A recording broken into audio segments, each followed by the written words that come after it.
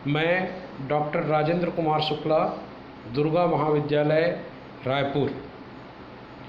आज हम लोग एक बहुत महत्वपूर्ण विषय पर चर्चा करने वाले हैं। हम जब क्लास में जाते हैं तो वहाँ पे विभिन्न जाति, धर्म, लिंग, अलग अलग प्रकार के बच्चे हमको मिलते हैं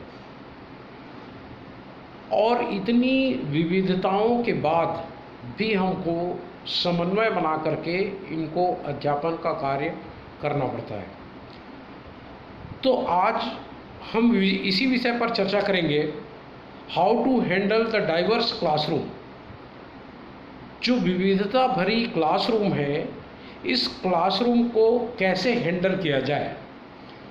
इसके लिए सबसे पहले हमको ये जानना आवश्यक है कि डाइवर्सिटी है क्या चीज़, विविधता है क्या चीज़। जब हम क्लास में जाते हैं तो वहाँ पे हमको सबसे पहली जो विविधता है वो लिंग की विविधता है।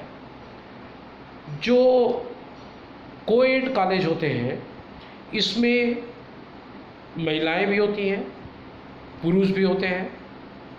इसमें कोई बहुत एक्स्ट्रा ऑर्डिनरी बच्चे भी होते हैं, कुछ सामान्य लर्नर होते हैं, कुछ स्लो लर्नर होते हैं। इसमें अलग अलग धर्म, कुछ हिंदू होते हैं, कुछ मुसलमान होते हैं, कुछ शहरी क्षेत्रों से आए हुए होते हैं, कुछ ग्रामीण क्षेत्रों से आए हुए होते हैं।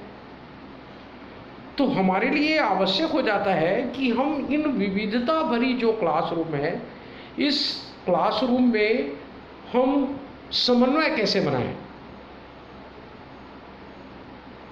हमारी जो प्रोडक्टिविटी है वो ज़्यादा से ज़्यादा कैसे हो, ज़्यादा से ज़्यादा छात्रों को लेकर के हम कैसे आगे बढ़ें, या हम जो अध्यापन करने जा रहे हैं वो इन विविधताओं के बावजूद सर्वमान्य हो, सभी को समान रूप से समझ में आए।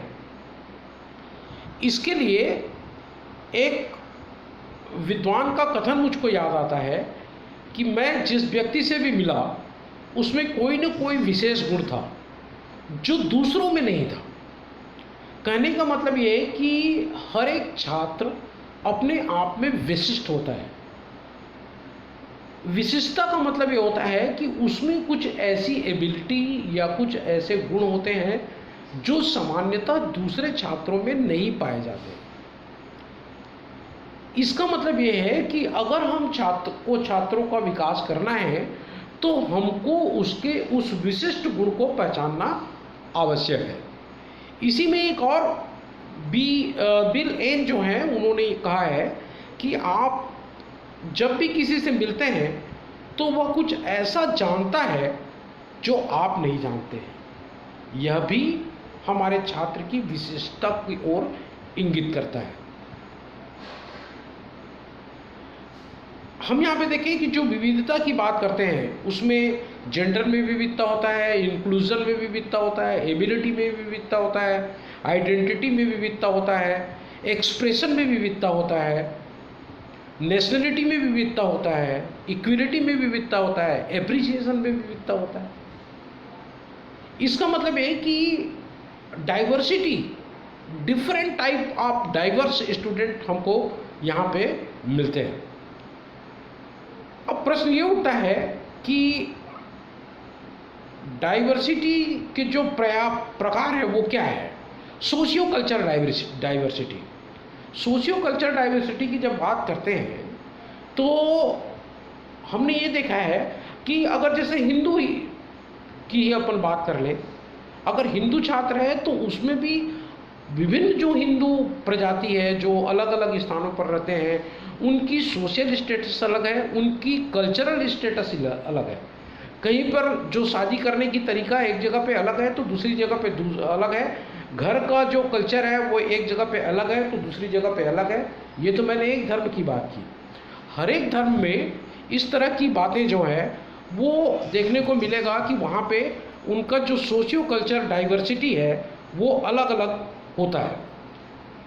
ऐसे ही अगर अपन देखें कि जेंडर डाइवर्सिटी, इसके बारे में अभी इसके पहले ही मैंने आप लोगों से चर्चा की।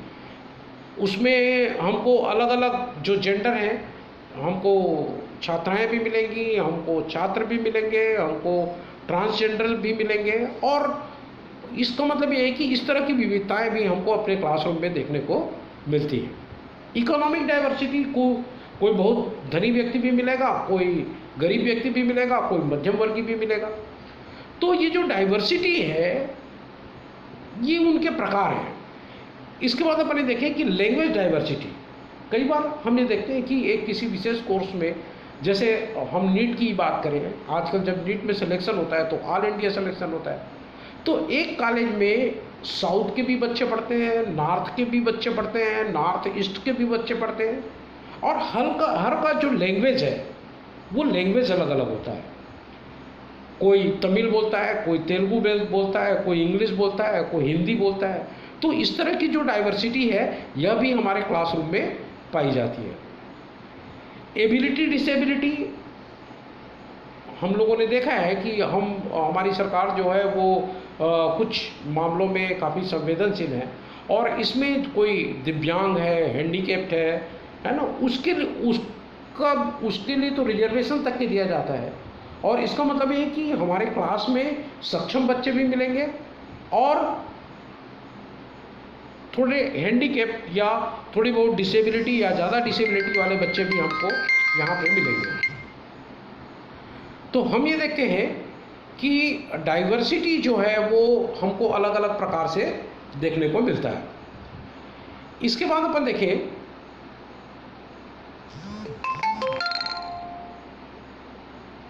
Types of diverse learner.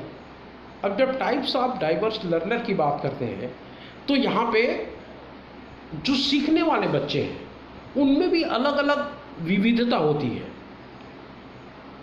जैसे कुछ जो होते हैं वो क्रिएटिव लर्नर होते हैं। ये जो क्रिएटिव लर्नर होते हैं ये हर समय कुछ नया क्रिएट करने का प्रयास करते हैं, और उनकी जो क्रिएटिविटी है यही उनको दूसरे छात्रों से अलग करती है। कुछ स्लो लर्नर होते हैं। जब हम क्लास में पढ़ाते रहते हैं तो ऐसी स्थिति में कुछ बच्चे ऐसे होते हैं जो बहुत शार्प होते हैं और तुरंत उसको वो समझ जाते हैं। कुछ बच्चे ऐसे होते हैं जिनको समझने में थोड़ा टाइम लगता है। तो ये जो स्लो लर्नर है ये भी हमारे क्लास में देखने को मिलते हैं। कुछ गिफ्टेड लर्नर होते हैं। वास्तव में ये बहुत कम प्रतिशत में अपने क्लास में देखने को मिलता है। जो गिफ्टेड लर्नर होते हैं, या जिसको हम लोग ये बोल सकते हैं कि एक्स्ट्रा ऑर्डिनरी जो स्टूडेंट है वो हमारा गिफ्टेड लर्नर है। वो एक्स्ट्रा ऑर्डिनरी होता है। उसकी जो ग्रास्पिंग कैपेसिटी है वो काफ़ी आगे का होता है और बहुत जल्दी वो किसी चीज़ को ग्रास्प करते हैं, और ग्रास्प करने के साथ साथ वो काफ़ी आगे होते हैं, वो क्लास से भी आगे होते हैं। और कई बार ये जो स्टूडेंट होता है, जब हम क्लास में पढ़ाते रहते हैं तो चूंकि वो सारी चीज़ों को पढ़ लिए रहते हैं, उसके आगे का उनको मालूम रहता है, तो कई बार उसमें उदासीनता आ जाती है। तो इसको भी हमको कहीं ना कहीं पे मैनेज करना पड़ता है। Learner with specific learning disability, एक बड़ा इम्पॉर्टेंट चीज़ है कि जिसमें कोई डिसेबिलिटी होता है ना, उसका कोई दूसरा पार्ट होता है जो बहुत स्ट्रांग हो जाता है। मुझको एक उदाहरण याद आता है कि एक ब्लाइंड व्यक्ति था, उसको कुछ दिखाई नहीं देता था, लेकिन उसके सुनने की जो क्षमता है वो एक्स्ट्रा ऑर्डिनरी था। कहने का मतलब ये कि जब हम क्लासरूम में पढ़ाने जाते हैं तो हमको इस तरह के भी स्टूडेंट मिलते हैं और इनको भी हमको साथ में लेकर के चलना होता है। इसके बाद नेक्स्ट इसमें अपन देखते हैं कुछ एक स्लोगन मेरे को इसके संबंध में याद आता है। Unity in diversity is better than unity in similarity. दो व्यक्तियों का सिमिलर होना सामान्य बात है, लेकिन दो व्यक्तियों का डाइवर्स होना बहुत इंपॉर्टेंट बात है। और निश्चित रूप से यूनिटी ऑफ डाइवर्सिटी, जब अलग अलग विविधता के गुण वाले व्यक्ति जब एक साथ काम करते हैं तो सीधी सी बात है, हमारा आउटपुट, हमारा प्रतिफल निश्चित रूप से कई गुना बढ़ जाता है। यूनिटी इन डाइवर्सिटी के संबंध में कुछ एक स्लोगन बड़े इंपॉर्टेंट हैं। Unity in diversity help everyone to stand togethers, possibilities are endless where unity in diversity exists. Unity in diversity is better than unity in similarity. Diversity creates beauty and immense strength. आगे अपन देखते हैं how to create unity in diverse classroom. ये बड़ा important चीज़ है, इसके बारे में अपने को बहुत अच्छे से समझने की आवश्यकता है कि जो विविधता भरी क्लास है, इस विविधता भरी क्लास को हम कैसे यूनाइट करें, हम उसको कैसे एक साथ जोड़ के रखें, इसके बारे में कुछ एक पॉइंट्स पर अपने को विचार करने की आवश्यकता है। सबसे पहले अलग अलग धर्म, जाति, लिंग, इकोनॉमिक स्टेटस के स्टूडेंट हैं, इनको हम एक साथ बांध के कैसे रखें। इसके लिए सबसे महत्वपूर्ण चीज़ होता है कि हमारा जो सिलेबस है वो सिलेबस यूनिफॉर्म होना चाहिए। कहने का मतलब ये कि सभी चीज़ों को जब एक साथ पढ़ाएंगे, सभी लोगों को जब एक ही चीज़ पढ़ाएंगे तो निश्चित रूप से उस पर यूनिटी जो है, सब लोगों की यूनिटी होगी और सब लोग उसको एक साथ सुनेंगे। तो सिलेबस का यूनिफॉर्म होना बहुत इम्पॉर्टेंट है। फिर अगर हमको जिनको यूनाइट करके रखना है तो हमको चाहिए कि हम सबके लिए एक कॉमन यूनिफॉर्म बना करके रखें। कहने का मतलब ये, आप लोगों ने देखा होगा कि क्लास में हम कोई भेद करते नहीं हैं। कहने का मतलब जब स्कूल का यूनिफॉर्म डिसाइड हो जाता है तो सारे बच्चे एक ही प्रकार के कपड़े पहन करके स्कूल में आते हैं। इससे अपने को ये लगता है कि जैसे ही हम देखते हैं, हमको एक लाइन में याद आता है कि ये अमुक स्कूल के बच्चे हैं। मतलब सारे विविधता वाले बच्चों को हमने एक लाइन में बांध दिया कि ये एक स्कूल के बच्चे हैं या एक क्लास के बच्चे हैं। तो सीधी सी बात है, जब अलग अलग लोग होंगे तो हम उनके धर्म के आधार पर अलग नियम, हम उनके इकोनॉमिक स्टेटस के आधार पर अलग नियम तो बना नहीं सकते। इसका मतलब ये है कि जो रूल है, जो नियम है, वो सारे धर्म के लिए, सारे बच्चों के लिए एक ही होना आवश्यक है।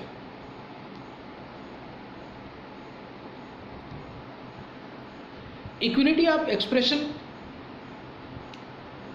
इक्विलिटी ऑफ एक्सप्रेशन की जब अपन बात करते हैं तो जब हम किसी चीज़ को एलोबरेट करते हैं, जब एक्सप्रेस करते हैं, तो ऐसी स्थिति में हम सारे बच्चों को ध्यान में रख करके एक साथ हम ऐसी चीज़ों को बताने का प्रयास करते हैं कि वो नीचे से ऊपर के लेवल के बच्चों को एक साथ समझ में आ जाए।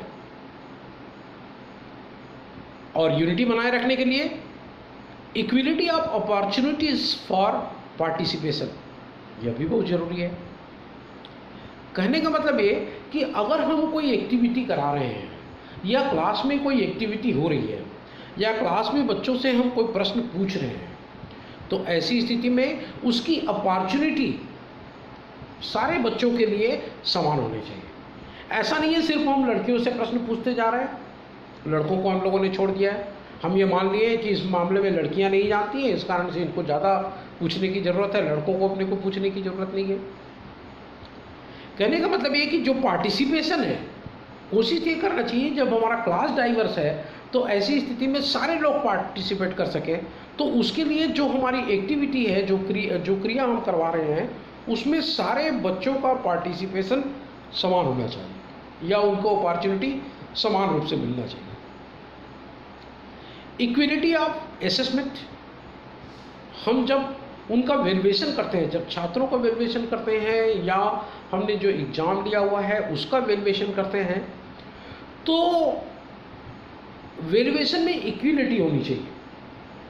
सामान्यतः हम ये कोशिश भी करते हैं कि जब हम किसी चीज़ का वैल्यूएशन कर रहे हैं तो ऐसी स्थिति में हम पुरानी रंजिश या किसी दुर्भावना से ग्रसित होकर के हम अलग अलग असेसमेंट नहीं करते हैं। हम असेसमेंट में समानता रखते हैं, चाहे वो छात्र हो, छात्रा हो, स्लो लर्नर हो, एक्स्ट्रा ऑर्डिनरी गिफ्टेड चाइल्ड हो, सबके बारे में वैल्यूएशन हम समान रूप से, इक्वल रूप से करने का प्रयास करते हैं, ताकि क्लास में हमारी यूनिटी जो है वो बनी रहे। Equality of teaching learning system आवश्यक है कि जो टीचिंग लर्निंग सिस्टम हम अपनाते हैं ये सिस्टम सबके लिए समान होना चाहिए।